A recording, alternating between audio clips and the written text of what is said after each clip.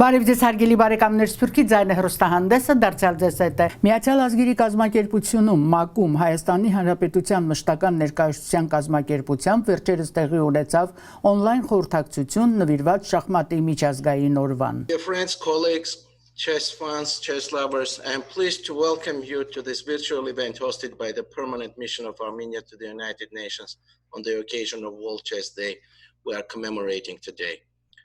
Since 1966, this day has been celebrated across the world to mark the date of establishment of International Chess Federation. In December 2019, the day was officially designated by the world's most representative organ, the UN General Assembly.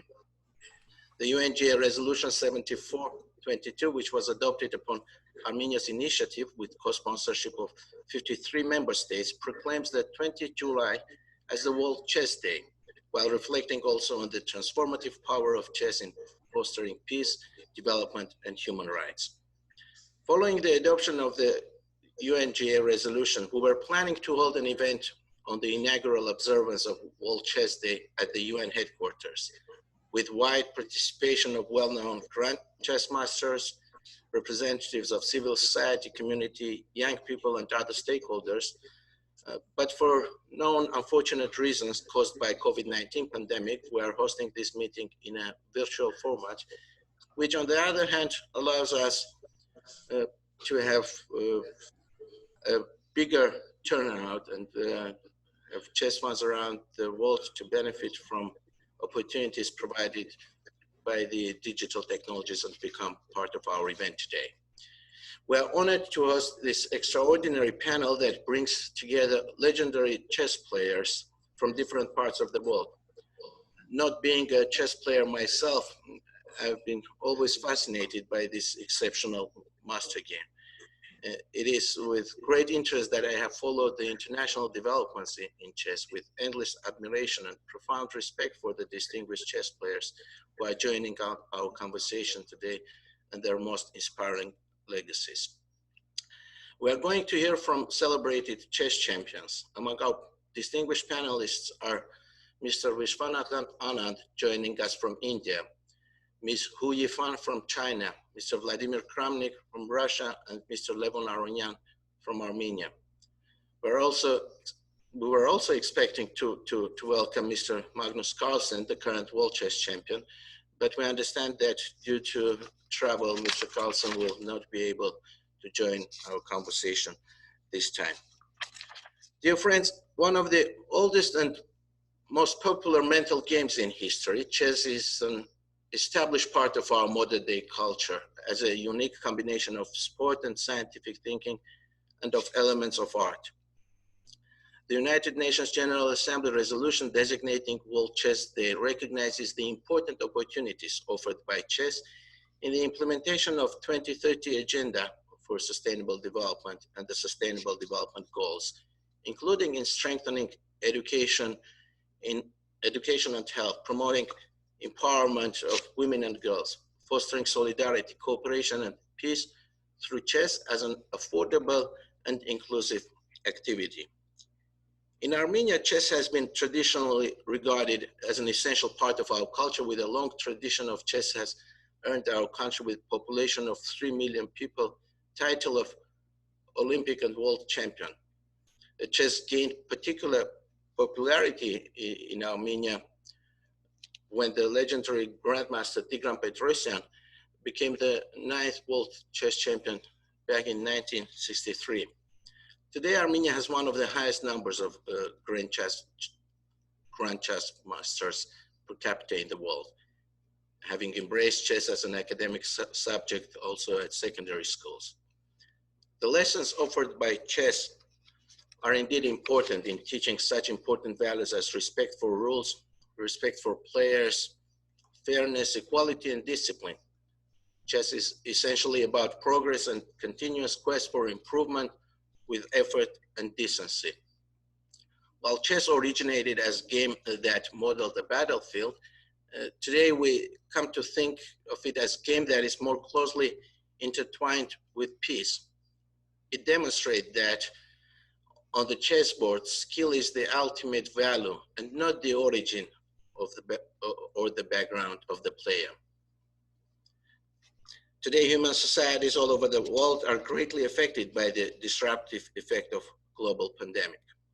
Throughout history, games and sports have helped humanity to survive times of crisis by reducing anxieties and improving mental health. While COVID-19 outbreak has forced most gaming and sports activities to scale down, chess has demonstrated remarkable resilience, adaptability, and a very strong conviction, helping transcend national boundaries and bridge across barriers of language, culture, gender, age, physical ability, or other status. Today's conversation will reflect on the ways in which these intrinsic values of chess can be put at the service of humanity. I'm happy to announce that we have the pleasure of being joined by President of International Chess Federation, Mr. Arkady Dvorkovich, and then Secretary General of United Nations for Global Communication, Ms. Melissa Fleming. I'll first ask Mr. Dvorkovich to take the floor. Mr. Dvorkovich, if you could please reflect more on the history and work of FIDE, which was established on this very day, 96 years ago. You have the floor, sir. Thank you, Mr. Ambassador. Hello, everyone. I'm happy to represent FIDE on this particular occasion of the World Chess Day, or as we call it interchangeably, International Chess Day as well, like FIDE as well, both the World Chess Federation and International Chess Federation. And yes, FIDE is 96-year-old. We are not young anymore, and we are quite big and strong, uniting 195 national chess federations already. So we are very close to 200 countries already, and I'm sure that by the next celebration, by next July, we can be around this figure already. But more importantly is it is not just a number of countries. We are talking about hundreds of millions of people around the world who enjoy chess, who play chess, and who are united around chess. There are less active players, but the majority of people playing chess as a recreation activity, and that is what is important. And it still brings to people both fun, intellectual challenge. It creates new skills, including very important skills crucial in normal life, like abilities to think logically, to analyze what is happening around you, to take decisions under time pressure and under uncertainty. To take both wins and losses with pride and with the highest possible respect to your partner who is playing against you.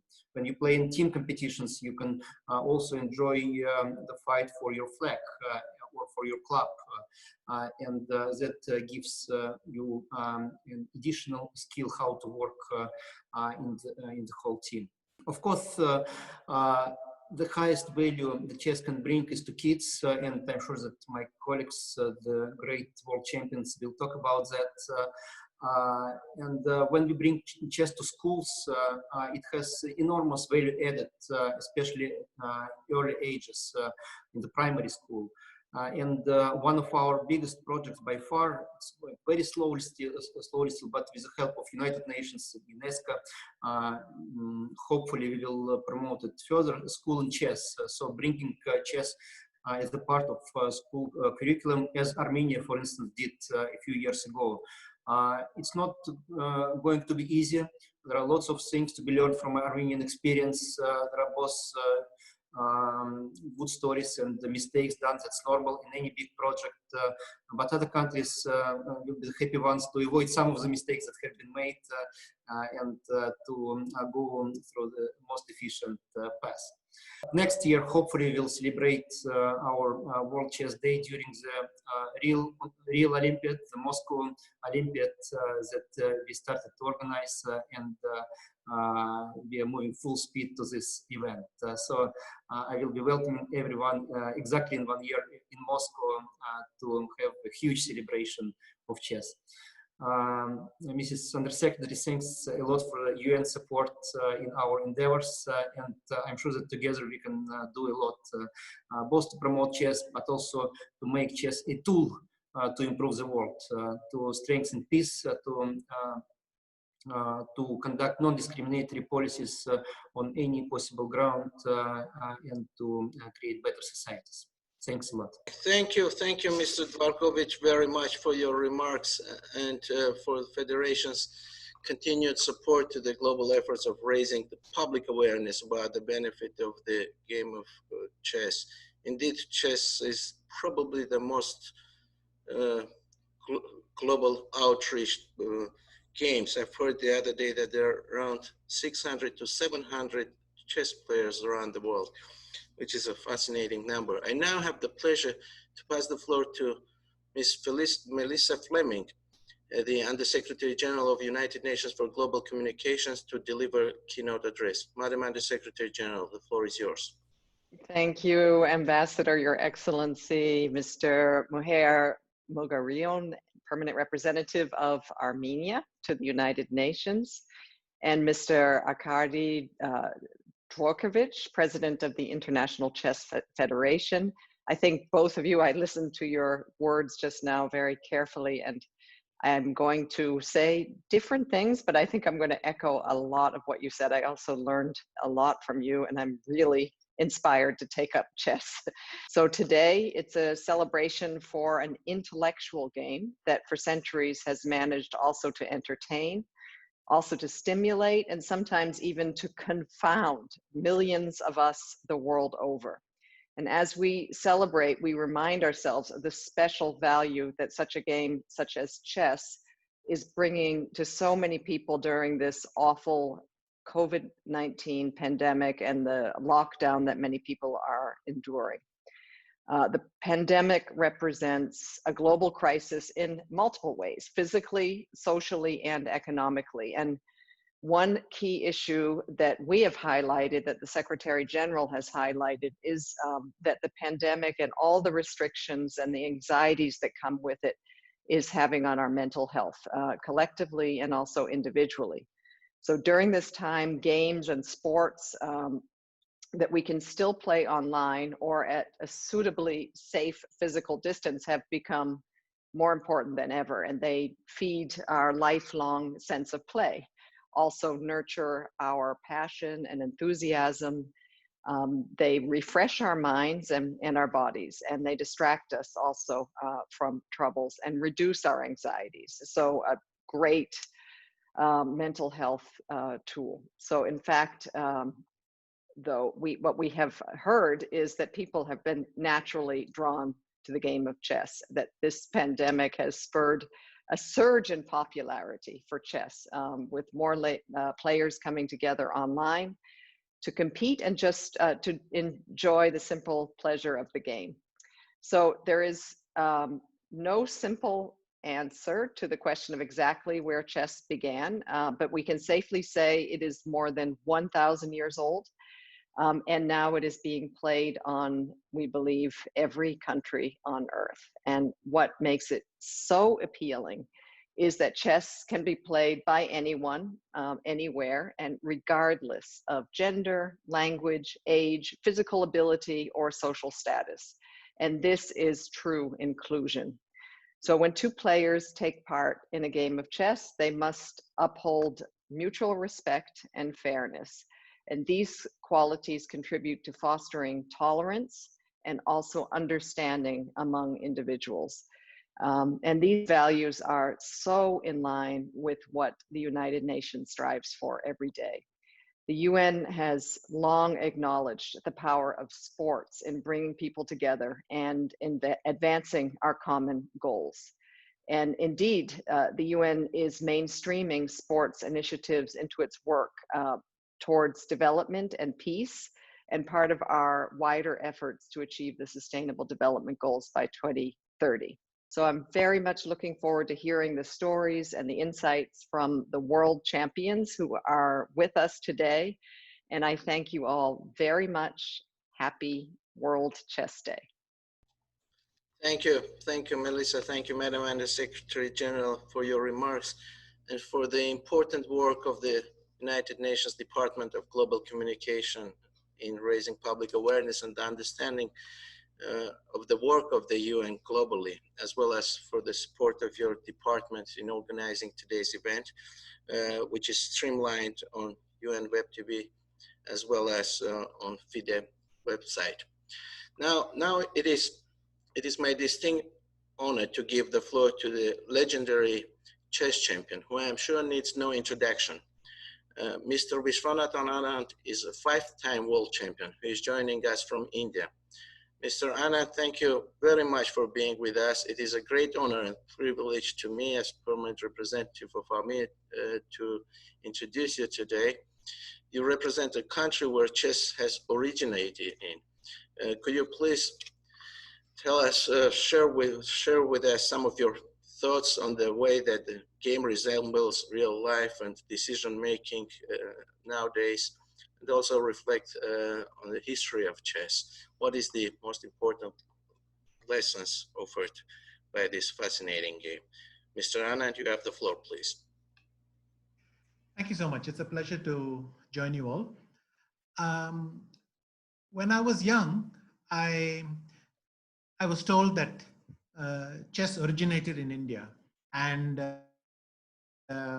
this was one of our proud accomplishments. It's something that most Indians mentioned as soon as you talked about chess, that chess had originated in India.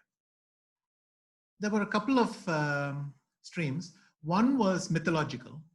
I read that from one of our more famous epics, the Ramayana, that the king Ravana had invented the game of chess to teach to his wife Mandodari, so that during his campaigns, his military campaigns, she would have something to occupy herself with.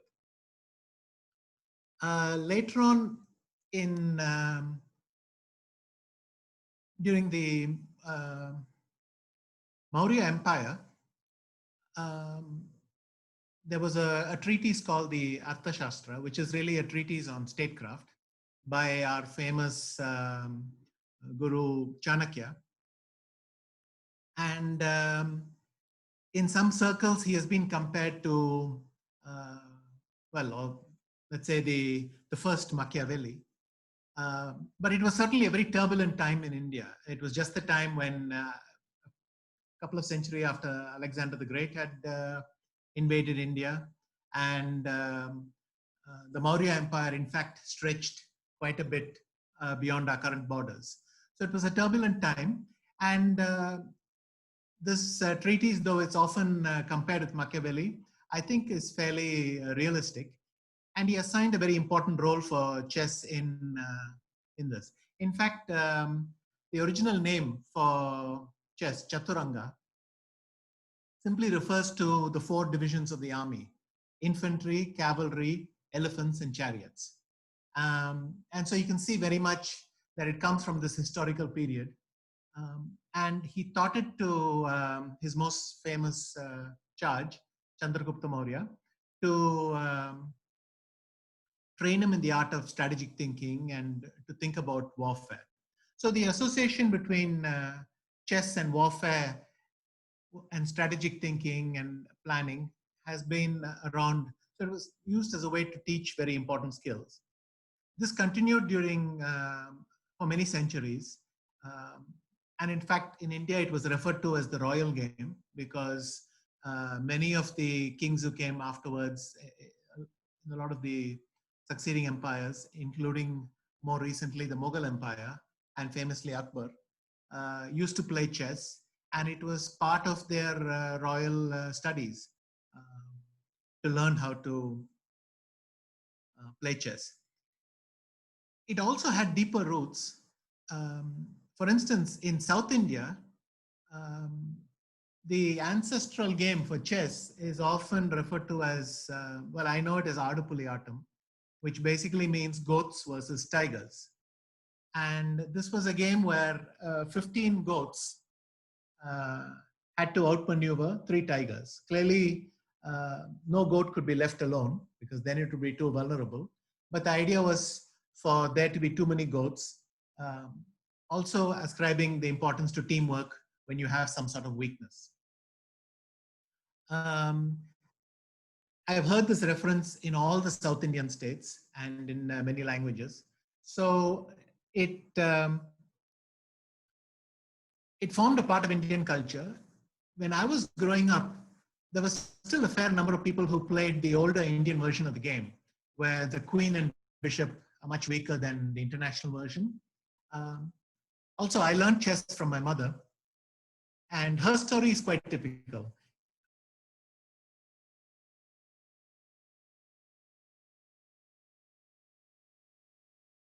Chess was a sort of professional sport. There are a lot of families who used to play it with great enthusiasm. And if in fact you mention to anyone that you played chess, quite often the head of the family would go out and pull out his old chess set and make you play a game. So it was part of our culture, even though it had to be rediscovered in a sporting context. From India, it seems to have spread to Persia around about the early 7th century. And from there, it was introduced to Andalusia by the Umayyad dynasty when they were there. A further entry point into Europe was through Italy, Renaissance Italy. And from there, it slowly spread across Europe. So Spain in the 16th century, famously Ruy Lopez de Segura. Then France, again, the most famous player would be Philidor.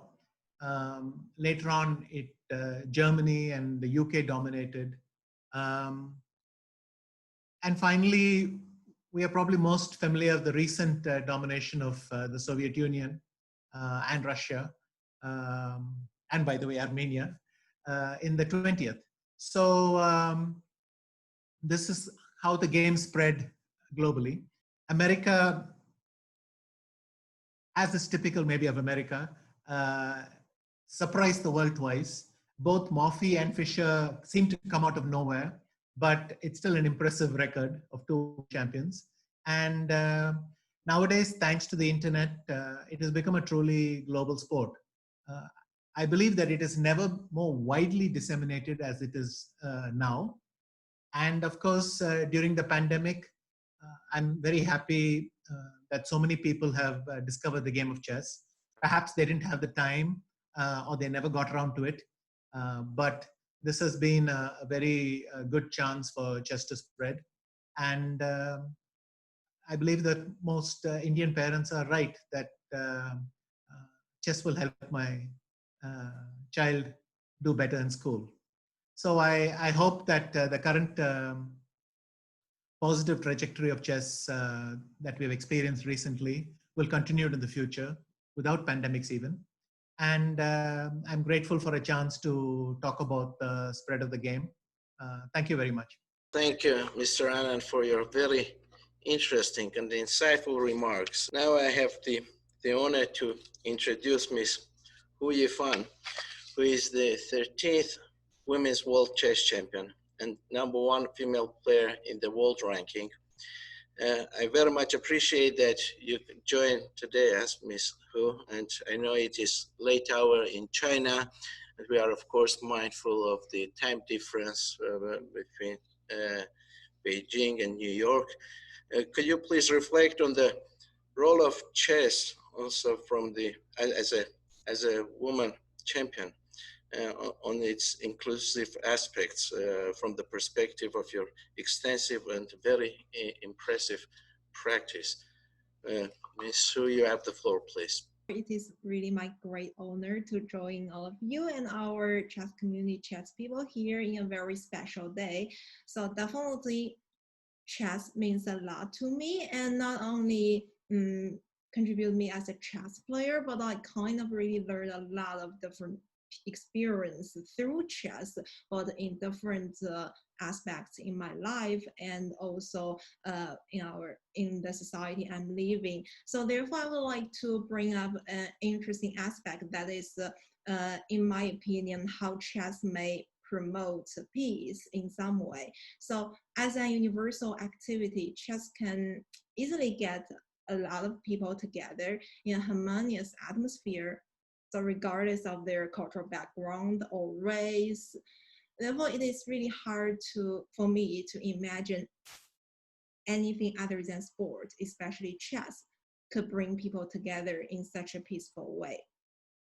So chess is built on respect, friendship, without any actual conflict or social bias. In the chess world, all you need is to know rules of the game and know how the pieces move to join our big family. Specific social groups or hierarchy are practically non-existent. However, I do not deny that chess could also initiate some conflict, as there is only one winner in each tournament, as well as in every single game. But this conflict is very limited and is miles away from any violence. And also chess can create the feeling of emotions. So we talk about sustainable conflict transformation means that it can transform participants' feelings. So for example, chess can provide creativity, pleasure, happiness, or any other positive feelings. But in the same time, it may also include negative feelings like sadness, regret. For example, like when you made this kind of blunders, mistakes, you really would be very upset about yourself, but these kind of emotions could easily be transformed. So therefore, I thought that chess is a very good method to transfer the human's emotions. And also chess is a sport that can contribute trust among people who have never met one another before. As we keep saying that one's personality lies within one's playing style. So for example, without any initial communication, a game of chess would offer us the first impression of a person. And then through competition, even our friendship would grow, and that would gather us here today. And another experience I have learned from chess is about imperfection. So for example, during a chess game, I used to spend quite some time in complicated positions trying to find the best move on the board.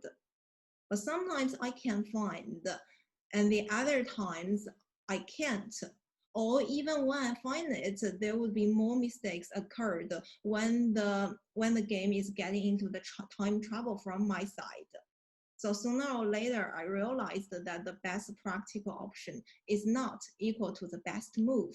And all I need to do is trying to find the most suitable move in a current position and have a very good time management. So once we accept that perfection is non-existent, it will be able to narrow our expectation in many different aspects and help us to understand the position better. So therefore, from my personal opinion, I thought that in case to accept imperfection would lead us to perfection. So this kind of emotional understanding would affect human behavior and enhance safety and stability in society.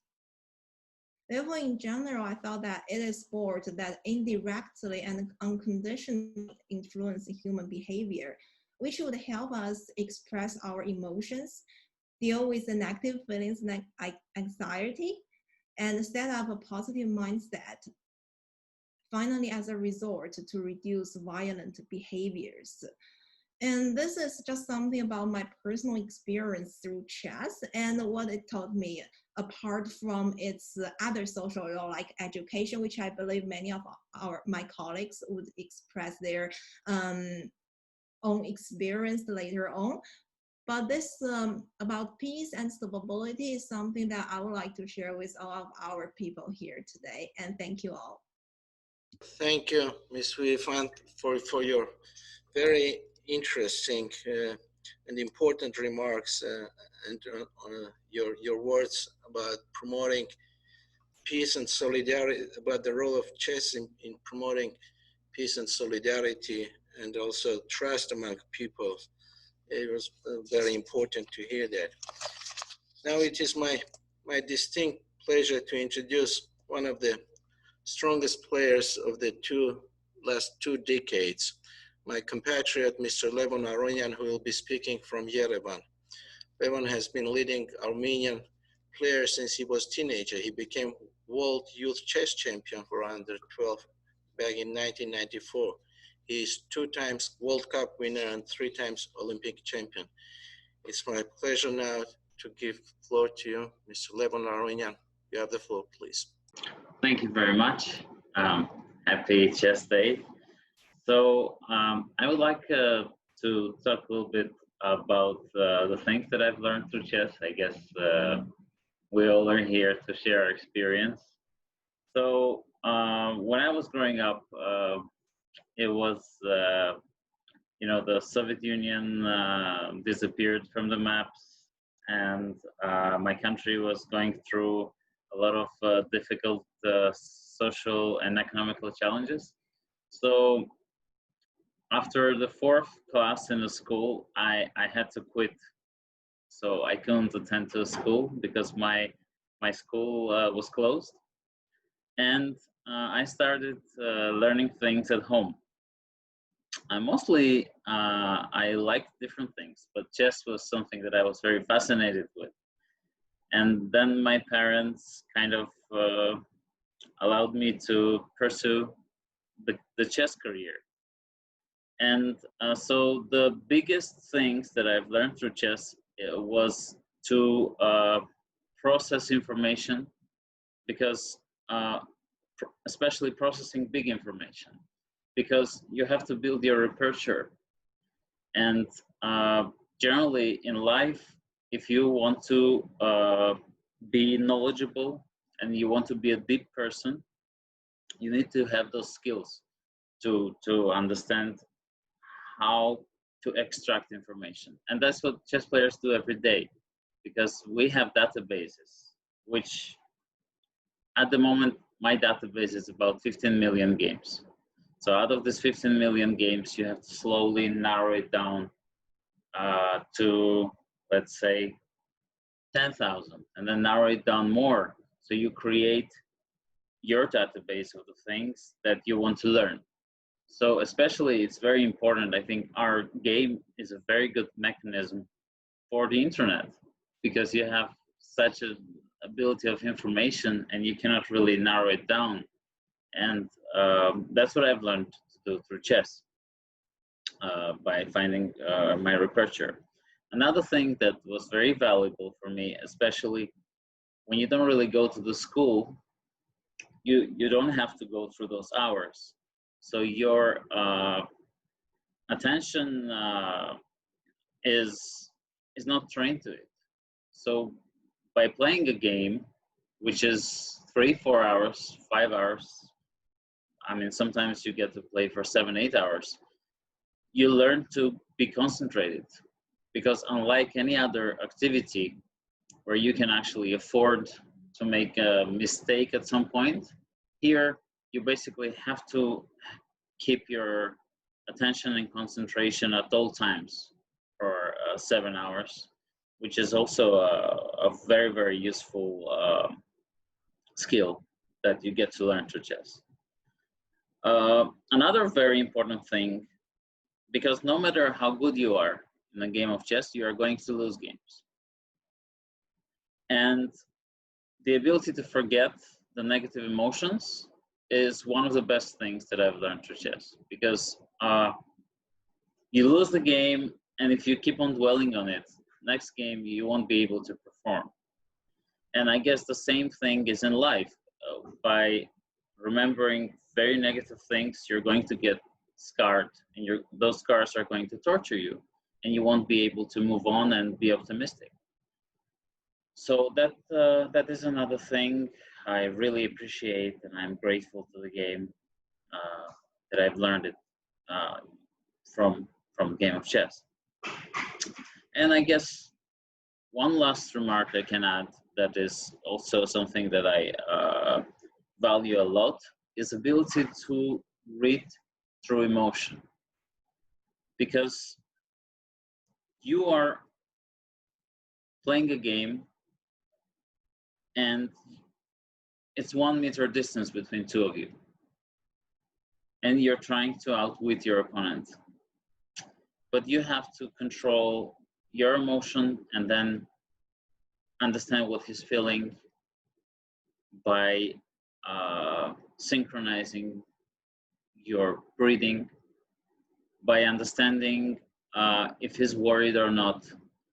And I think generally it's very useful when you're competing and when you're having a dialogue with anybody, but also I think it can enhance your empathy in a way, because you will know how your neighbor feels.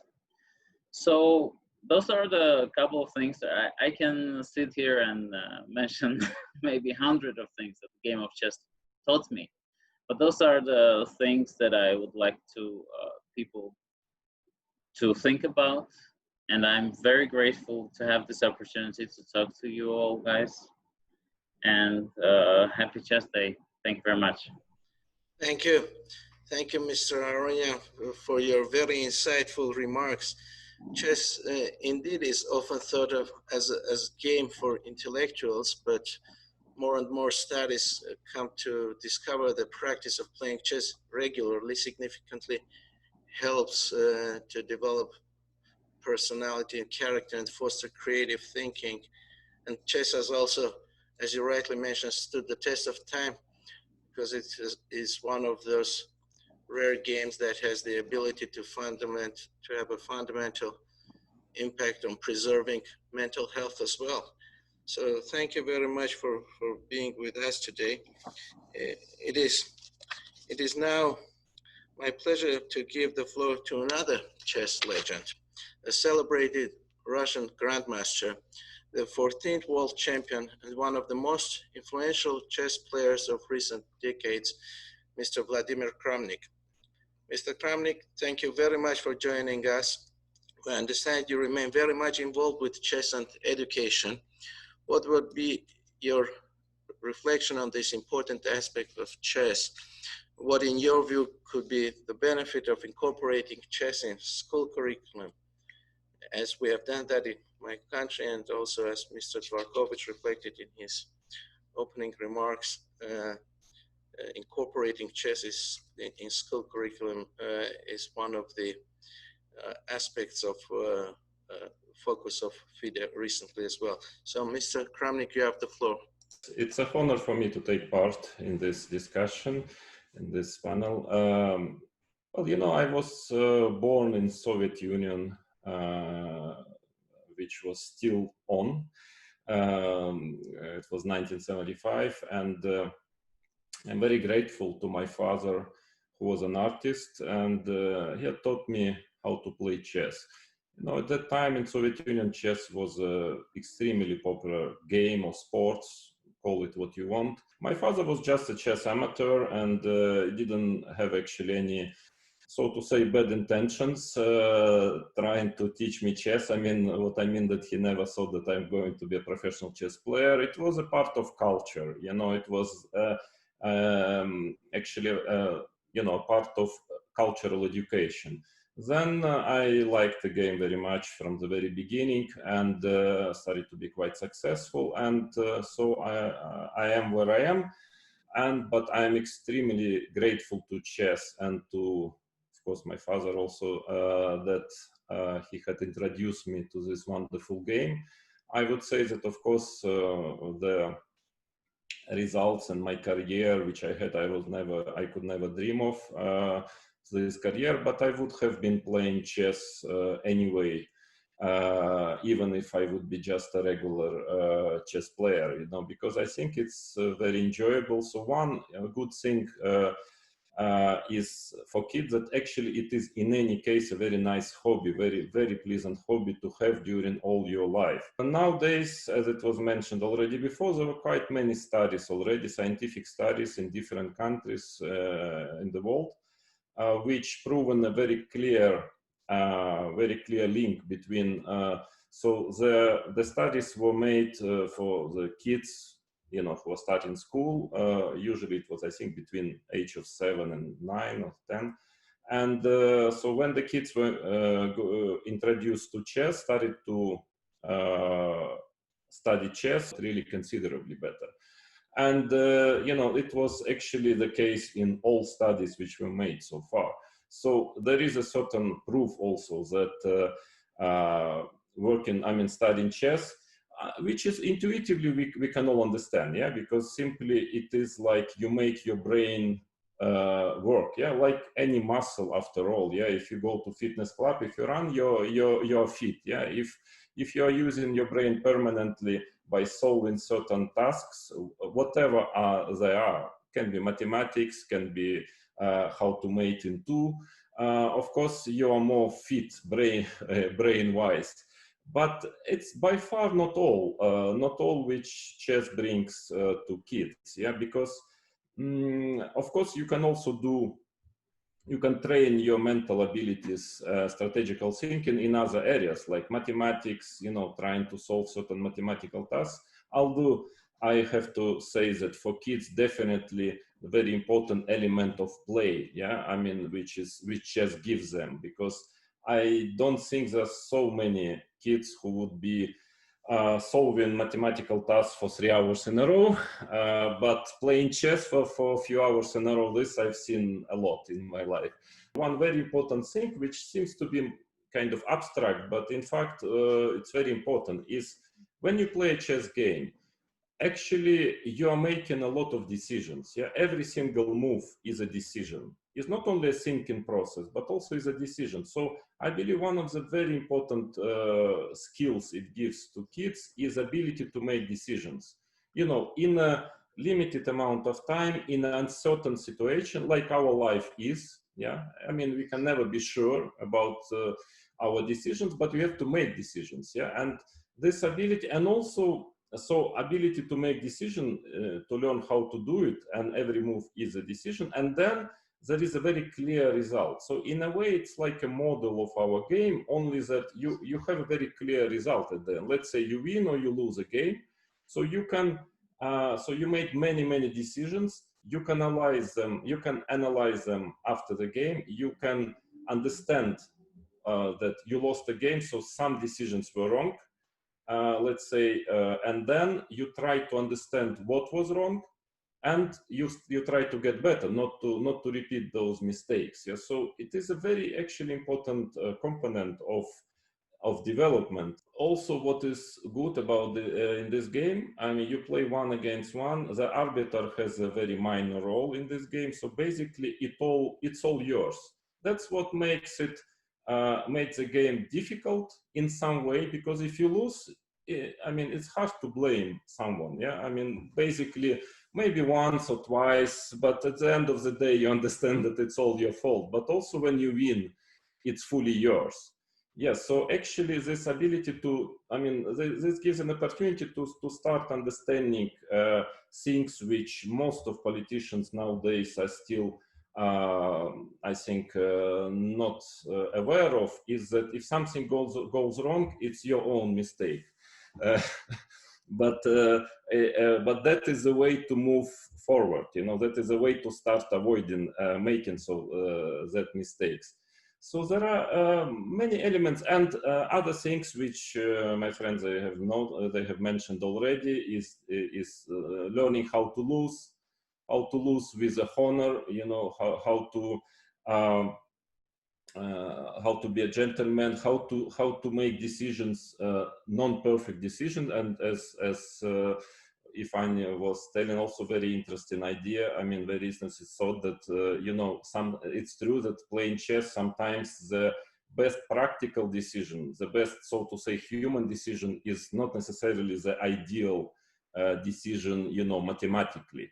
Yes, so lots of things to learn, and I'm trying to develop certain programs. I'm leading the Geneva, where I'm living at this moment. I'm leading a chess in schools in Geneva program. I was actually extremely surprised by the fact that not only the parents, they love it, which is understandable for me. I'm a parent of 2 kids myself, and of course I like when they do anything which is so to say related to thinking. But actually kids, they love it a lot. I mean, I've been visiting the annual meeting, and we have already, I think, more than 2,000 kids in from the age of 7 and 9, probably the best age to start studying chess, although it's never late, of course. And they actually like it very much, and it's a very nice, I mean, I really like the idea that I can give them this opportunity. And we're working on certain project. For example, I have a certain idea, which is to make online national school championships and even world school championship online, which is very, very easy to realize. I mean, perfectly realizable, which would give opportunities for kids, let's say in Africa, competing with American kids and with Chinese kids. You know, it's extremely nice for them. I think that they would be extremely excited. I've already tried this idea on my both kids, and they liked it a lot. So for me, it's already a good sign. And yes, there are many programs nowadays. I mean, Armenia is the best example, of course, where it's where it's a part of curriculum. But many other countries, like Great Britain, there is a program Chess in School. In Hungary, in Russia, it starts. In other countries, and actually they're everywhere very successful. There is a huge demand. So I will try to develop it. I think it's a very prosperous direction. And the last thing I would like to mention, because I'm also working a bit in lately in artificial intelligence, and I can see, I agree with many specialists in this field, that the future we will have, let's say in 20 years, it's quite unpredictable. I mean, the professions which will stay, new professions which will appear, you know, it's very difficult to understand now what kind of knowledge exactly you need to have for future, you know, to be successful. And I can tell you, if you are a good chess player, it's a very nice profession. I would recommend everyone to play chess professionally. You see world, you meet a lot of very interesting, clever people, and it's really very inspiring and nice. But also, even if not professional, I think this time you spend on studying chess in your young years, you know, it will not be lost. So you will, in an abstract way, maybe indirect way, but it will help you a lot. You know, to be successful in your profession, whatever it will be in future. Thank you very much for your very insightful and thought-provoking remarks. And I thank you for your work and for developing programs to promote the game among the youngs and children. I have the pleasure to give the floor to the permanent representative of Lebanon, Ambassador Amal. You have the floor, please. Thank you, Ambassador. I'd appreciate you giving me the floor. I would like to start by congratulating Armenia for holding this really important event, and happy International Chess Day.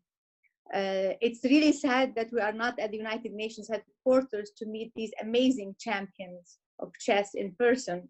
But with this pandemic, we have to accept listening to their insights on this amazing game virtually. Chess, the sport of kings, has for many years been thought of as an elitist game, because it's a mental game, it's logical, and it's thought of that is played only in courts. But thanks to Armenia and to other countries, that this game has been popularized and introduced to schools. I think it's really important that many countries follow the example of Armenia and introduce chess to their schools, because it's really important to teach children these mental games and these games that depends on thought and on logic, and to help them in their future work. And as we heard from the champions, how and the others, how chess helps children in school, because and methodically, and also from the from Armenia, how it increases empathy. At this time of the pandemic, when people are staying home, games like chess can be so important because it helps people to stay alert and to keep on using their minds. There's one issue I would like to raise. It's the issue of women in chess I wish there would be more girls in chess. I wish women and girls are encouraged more to be there, because there's this misconception that chess is a game for men, because men are smarter than girls, than women, and this is not the case. But there are less women playing because women are not encouraged to play the game.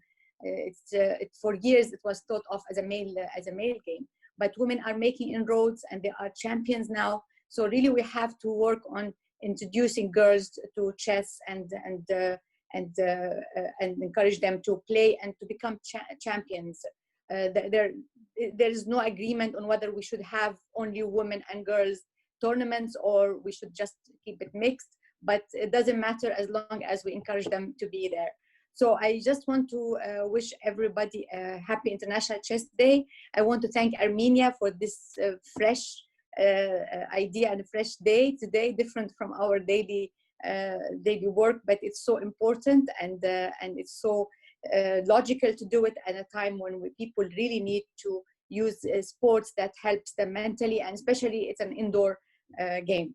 Thank you very, very much, and happy International Chess Day. Now I want to thank all our distinguished panelists for their important contribution to this virtual dialogue held to mark the inaugural observance of the World Chess Day, established by the United Nations General Assembly last year. And I would also want to thank once again the International Chess Federation, FIDE, and Mr. Dvarkovich for his participation, and also the United Nations Department of Global Communication for their support in promoting the day, also via their networks. I look forward to our continued cooperation in promoting the benefits of chess globally, and I'm very hopeful that the conditions permitting, we will be getting together here also at the UN premises to mark this international, this World Chess Day. And let me, before concluding, also thank my team at the Permanent Mission of Armenia to the UN for all the hard work in putting together this event and their great efforts in organization. Once again, I very much appreciate your presence. The participation of grandmasters was extraordinary, and I thank all of our grandmasters for their remarks and for their presence today. With this, thank you very much, and hope to see you soon next time.